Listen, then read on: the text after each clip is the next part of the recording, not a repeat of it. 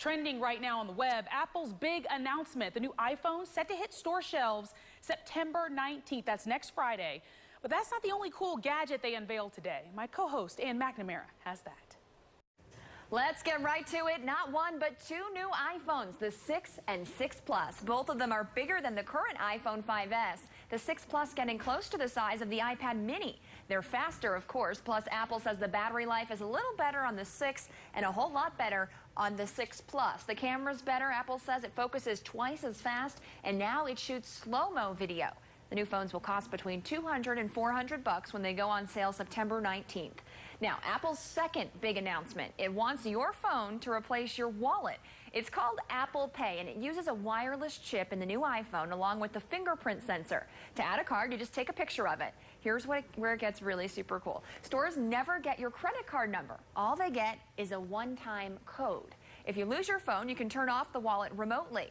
Where can you use it? Well, there's a big list. Starbucks, Walgreens, Whole Foods, Staples, even McDonald's and Subway, just to name a few of these companies.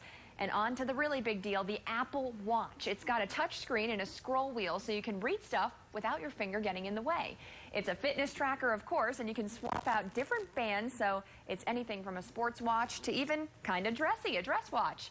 It's got a really cool magnetic charger. We're going to dive into the Apple Watch a whole lot more later on in the show, so make sure, guys, that you stick around. Thank you so much, Ann. And digital producer Jared Hill has been glued to his computer like he's got stock in Apple all day long on this announcement. I wish you could have seen him. I mean, it was like not too much laser beams. Not too much. That's truly what it was.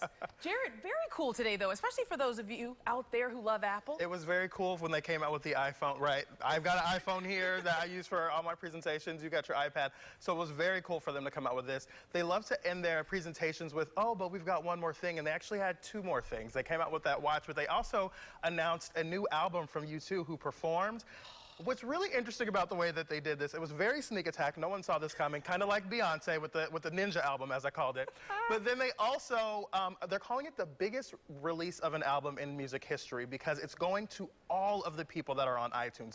There are 500 million people on iTunes right now, and all of them are getting this album. It's being pushed directly to your You get it automatically. You get it automatically. It's absolutely free to everyone on iTunes until the middle of October, which it will go into wide release then. How much did you say it was? It's absolutely free.